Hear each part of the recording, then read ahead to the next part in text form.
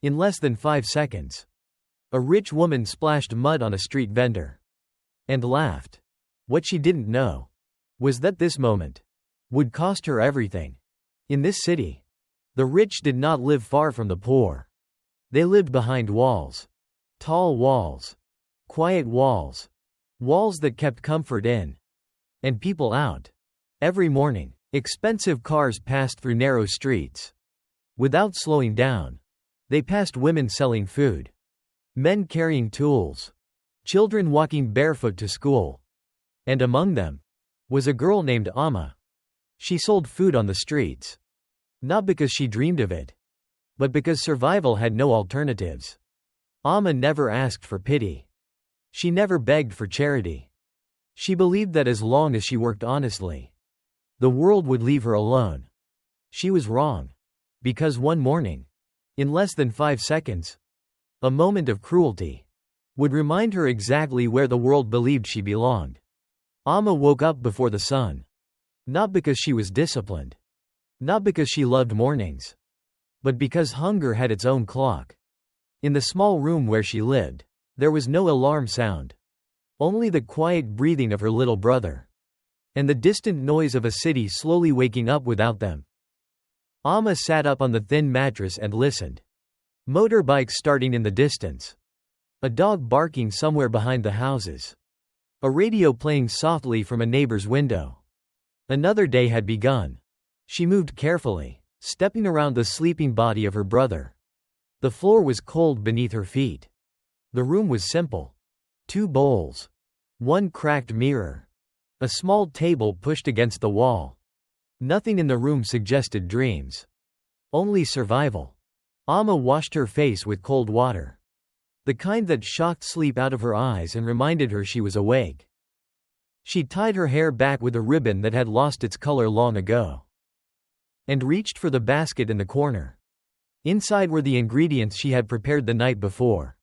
Not much. But enough. She counted them slowly. Not because she liked counting. But because counting was how she controlled fear. If everything added up, then maybe today would be okay.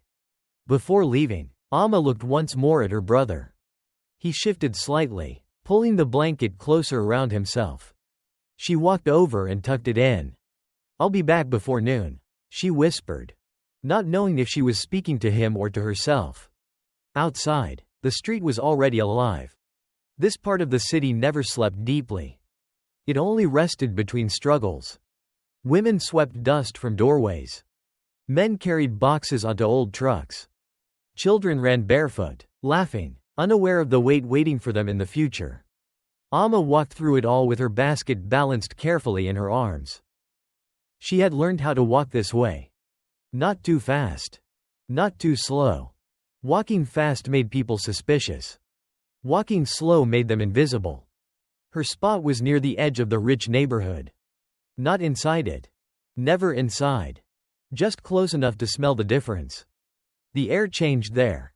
Less smoke. Less noise. More silence. Tall walls rose behind smooth sidewalks, guarding houses that looked nothing like the ones Amma knew. Here, people walked with purpose. Eyes forward, phones in hand. As if the world existed only in front of them. Amma placed her basket down gently. She straightened the cloth beneath it, careful not to block the path. She had done this for years. She knew the rules. Don't shout. Don't beg. Don't take up space. A man in uniform approached. "Security. You can't sell here," he said, not unkindly, but not kindly either. Amma lowered her head slightly. "I won't be long," she replied. "I'll leave before noon." The guard looked at her basket. Then at her worn sandals. "This area is for residents," he said. "Residents?" Amma nodded.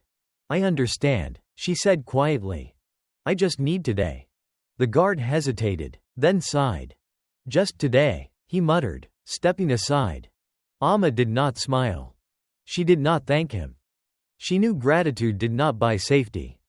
She arranged her food carefully. Hands steady. Breathing slow. The first customer came. Then the second. Coins dropped softly into her palm. For a moment, Everything felt normal. Amma allowed herself a small breath of relief. She didn't see the car at first. Only heard it. An engine louder than necessary. Faster than the street allowed. She turned her head just as the white SUV reached the corner. It did not slow down. The puddle beside her shimmered for half a second. Then, everything exploded. Cold, dirty water slammed into her body. Mud soaked her dress, her arms, her basket. Amma gasped. The sound caught in her throat. The world froze. Inside the car, laughter burst out. A woman leaned out of the window. Sunglasses on, smiling wide. "Oh my God," she laughed. "That was perfect." Someone else lifted a phone. Recording. Amma stood there, dripping, shaking. Her food ruined. Her hands empty. People stared. Some turned away. Some laughed nervously. Amma did not scream. She did not curse. She bent down slowly and began picking up what she could. Behind her, the car drove away. Still laughing. Amma remained there. Standing in the middle of the street. Covered in mud. As the city moved on. She did not know it yet. But that morning was the last morning her life would ever be simple. Amma had learned something very early in life. Poverty was not just about money. It was about permission. Permission to stand somewhere. Permission to speak. Permission to exist without apology. She learned this lesson every morning. As she stood near the invisible line that separated the poor street from the rich neighborhood. There was no sign. No fence. Just a feeling. On one side, cracked pavement and noise. On the other, smooth sidewalks and silence. Amma knew exactly where she was allowed to place her basket. 2 steps too far, and she became a problem. 1 step back, and she became invisible. That morning, she stood right on the edge. Close enough to be seen. Far enough to avoid trouble. At least, that was what she hoped. As the sun climbed higher, people from the rich neighborhood began to pass. Men in pressed shirts. Women with handbags worth more than Amma earned in a month. Children in clean uniforms, shoes without dust. Some looked at her. Most did not. Amma watched their faces carefully. She never made eye contact first. She had learned that, too. Eye contact invited judgment. A woman slowed her steps and glanced at Amma's basket. "What is that?" she asked. Curiosity mixed with caution. Amma answered softly. "Fresh food, ma'am, made this morning." The woman nodded once, then walked away without buying anything. Amma was used to that. Interest without trust.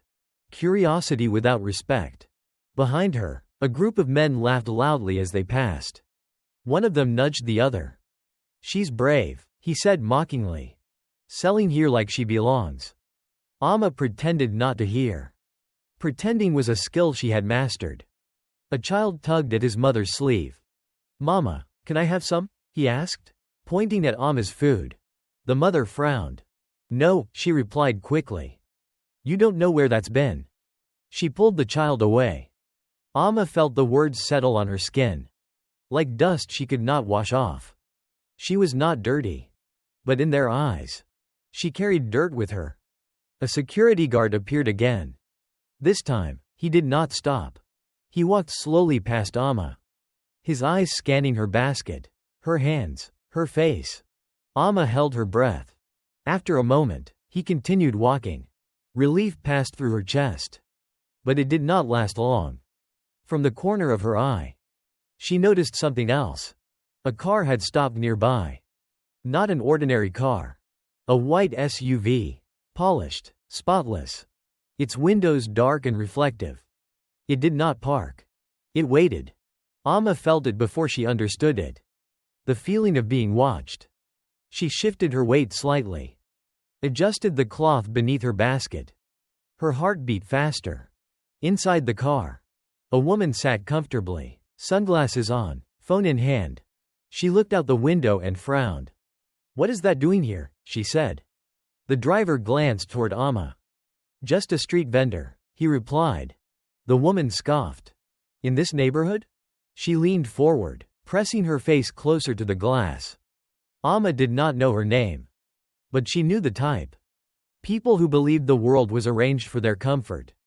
And anyone outside that arrangement was an inconvenience. The woman lifted her phone. "She's ruining the view," she muttered. Amma felt a chill run through her spine. She didn't know why. She had done nothing wrong. She was standing where she had always stood. Selling what she had always sold. Yet suddenly, the air felt tighter. Heavier. As if the street itself was holding its breath. Amma looked down at her basket. She told herself to focus. One customer at a time. One coin at a time. She could not see the line clearly. But she knew she had crossed it. And the people on the other side did not forgive easily. The street was louder now. The sun had climbed high enough to wake the impatience in people. Cars moved faster. Horns sounded longer. Amma had just finished serving a customer. She handed over the food with both hands. Accepted the coins. And placed them carefully into the small pouch tied at her waist. For a brief moment, she felt something close to relief. Maybe today would be enough. She adjusted her basket again, wiping her hands on the side of her dress. That was when she heard it. Not a horn. Not footsteps. An engine. Low. Smooth. Powerful. Too powerful for a street like this. Amma lifted her head. The white SUV was approaching the corner. Its body reflected the sunlight so brightly. It hurt to look at. It did not slow down. Amma's eyes moved instinctively to the puddle beside her stall. Rainwater mixed with dust, oil, and mud. The kind of water no one wanted to touch. Time stretched. She thought, for a second, that the driver would turn. That the car would pass safely. That this moment would end like all the others. She was wrong. The tires hit the puddle hard. The sound came first. A violent splash. Then the cold. Mud and dirty water slammed into Amma's body. Soaking her clothes, her arms, her face. She gasped as the air was knocked from her lungs. Her basket tipped over. Food scattered onto the ground. For a heartbeat. The world went silent. Then laughter. Loud. Careless. Cruel. From inside the car, the window rolled down. The woman leaned out, sunglasses still on, lips curved in amusement. "Oh my God," she laughed. "Did you see that?" Someone in the back seat laughed with her. Another voice said, "Wait, get this on video." A phone appeared. Its lens pointed directly at Amma. Recording. Amma stood frozen. Water dripped from her hair onto the ground. Mud clung to her dress. Heavy and dark. Her hands trembled slightly. She did not know where to look. At the car. At the people watching. At the food ruined at her feet. She felt small. Smaller than she had ever felt before. Around her, the street reacted in fragments. A man covered his mouth, unsure whether to laugh or turn away. A woman pulled her child closer. Someone whispered, "That's too much." But no one stepped forward. No one said anything. The woman in the car tilted her head, still smiling. "You shouldn't be selling here," she said casually. "This isn't your place." Amma opened her mouth. No words came out. Her throat burned. The woman laughed again. Then the window rolled up. The car drove away. Just like that. As if nothing had happened. As if Amma were nothing. The engine faded into the distance. The street slowly returned to its noise. People moved again. Some glanced back at Amma. Some avoided her completely. Amma remained where she was. Standing in the middle of the street. Soaked. Shaking. Her eyes dropped to the ground. Her food lay scattered in the mud. Carefully, slowly. She knelt down. She picked up one item.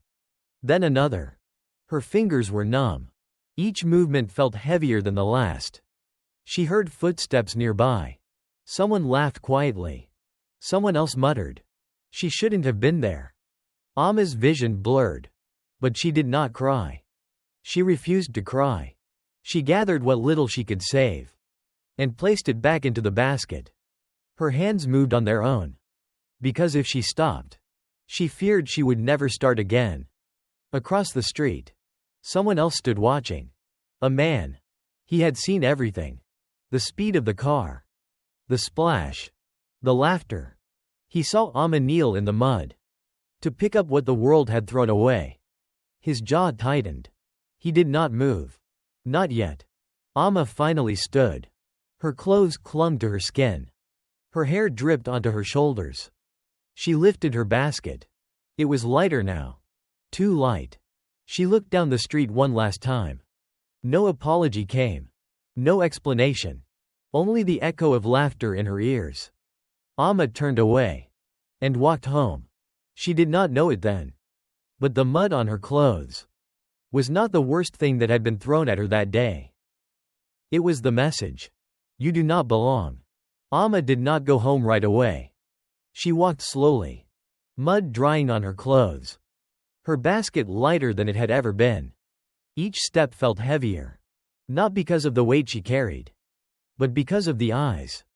People stared. Some looked quickly, then away. Others looked longer, curious. Amma felt their gazes before she saw their faces. By the time she reached the narrow street where she lived, the laughter from earlier still echoed in her ears. She washed her hands at the communal tap, scrubbing until her skin burned. But no matter how hard she tried, the feeling stayed. Inside the room, her brother looked up. "Why are you wet?" he asked. Amma hesitated. "An accident," she replied softly. She turned away before he could ask more. That night, the city did not sleep quietly. Phones buzzed. Screens lit up. A video began to travel. First, among a few people. Then among many. Someone had uploaded it with a caption. "Street vendor gets what she deserves." The clip was short. Too short. It showed the splash. The laughter.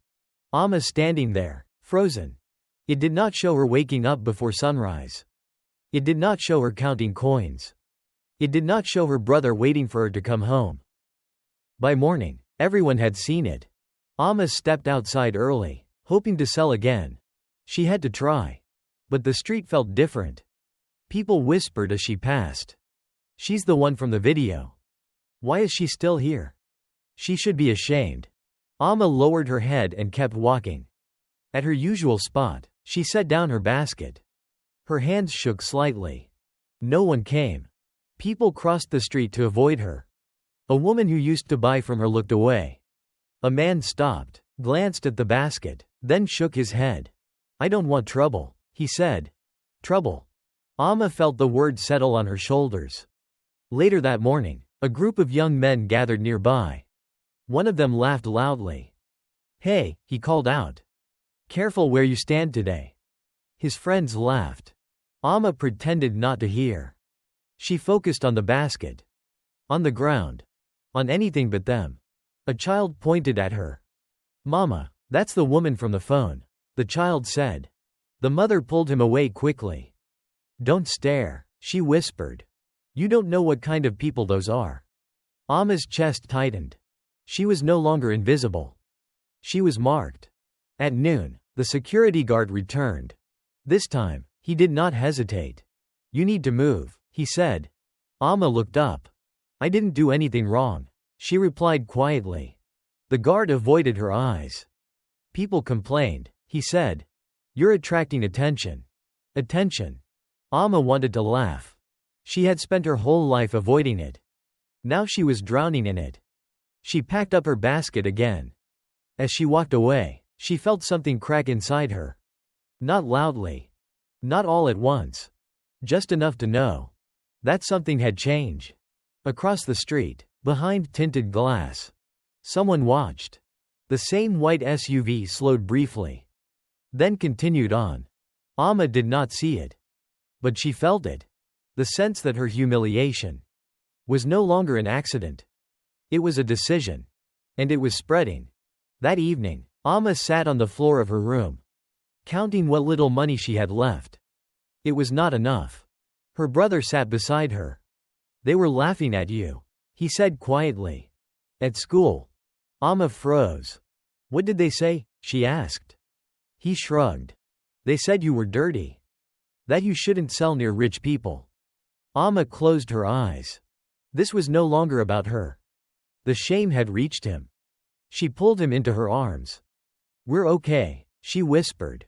But the words felt thin. Outside, the city continued to share the video. And with every share, Amma's world grew smaller. She did not know it yet. But the humiliation was no longer public.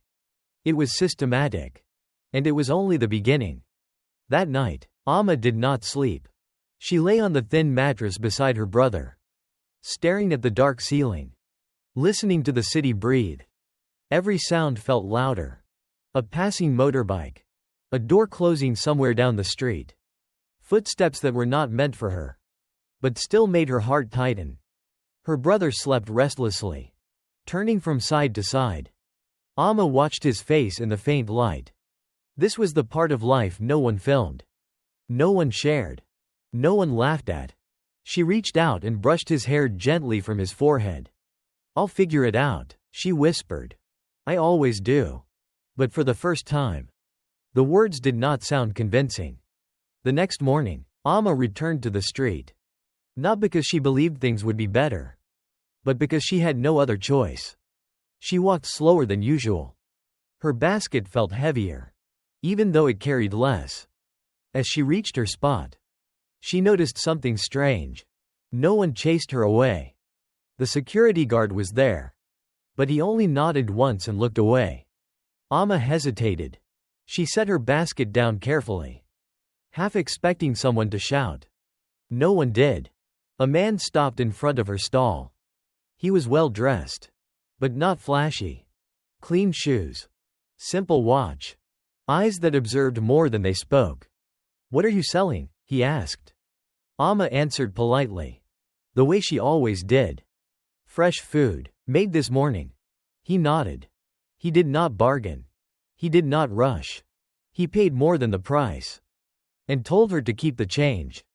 Amma frowned slightly. "Sir, you gave too much," she said. He smiled faintly. "Today, it's fair," he replied. Then he walked away. Amma watched him disappear into the crowd, confused. Throughout the morning, small things continued to happen. A woman apologized quietly for crossing the street the day before. A man bought food and wished her strength. None of it was dramatic. None of it fixed her situation. But it softened something. Across the street, the same man stood again. This time, Amma noticed him. Not because he stared, but because he didn't. He watched without judging, without pity. He saw the way Amma arranged her basket, the way she spoke gently to customers, the way she stiffened every time a car passed too fast. When the street grew quiet, he took out his phone. He made a call. "Yes," he said softly. "She's here again." A pause. "No, she hasn't done anything wrong." Another pause. "Just observe for now." He ended the call and slipped the phone back into his pocket. Amma felt a strange sensation. Not safety. Not yet. But the absence of immediate danger. That afternoon, as she packed up her basket, she realized something else. No one had laughed at her today. No one had filmed her. The street still felt tense. But it was no longer hostile. She walked home slowly. As she reached the narrow street, she glanced back once. The man was gone. Amma did not know his name. She did not know his intentions. She only knew this. Someone had seen her. Not the video. Not the mud. Not the shame. Her. And somewhere deep inside, a fragile thread of hope began to form. She did not yet realize that this silent witness would soon force the world to look again. That afternoon, the street grew quiet earlier than usual. The sun was still high, but people began to leave. Amma packed her basket slowly.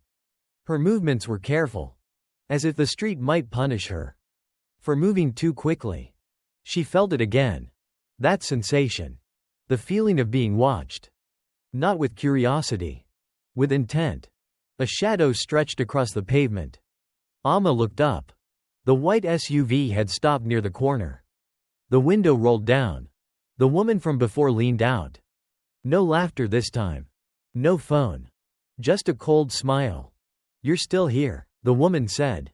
Amma straightened her back. I have the right to sell, she replied quietly. The woman tilted her head. Rights are interesting things, she said. Some people have them. Others borrow them, until they're taken back. Amma felt her heart pound. I didn't do anything to you, she said. The woman laughed softly. You embarrassed me, she replied. And embarrassment has consequences. Amma tightened her grip on the basket. I just want to work, she said. To feed my family. The woman's smile faded. This neighborhood doesn't need people like you, she said. And soon, you'll understand that. She leaned back.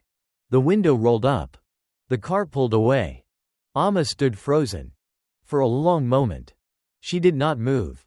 The street felt suddenly unfamiliar. Hostile. As if it had chosen a side. That night, Amma counted her money again. It was less than yesterday. Much less. Her brother sat beside her. Are we leaving? He asked quietly. Amma looked at him. Leaving where? She forced a smile. No, she said. We're staying. But when the lights went out. She lay awake, listening. The city sounded different now. Sharper. Closer. Like something breathing just outside the door. Across town, in a quiet room filled with soft light. The woman placed her phone on the table. It's time, she said calmly. She ended the call. Somewhere else. A man read a message on his screen. His jaw tightened. He typed a single reply. I warned you. Amma did not know it yet. But the next day would not begin like the others. Because humiliation had turned into intention. And intention was far more dangerous. She believed the worst was behind her. The truth was just beginning.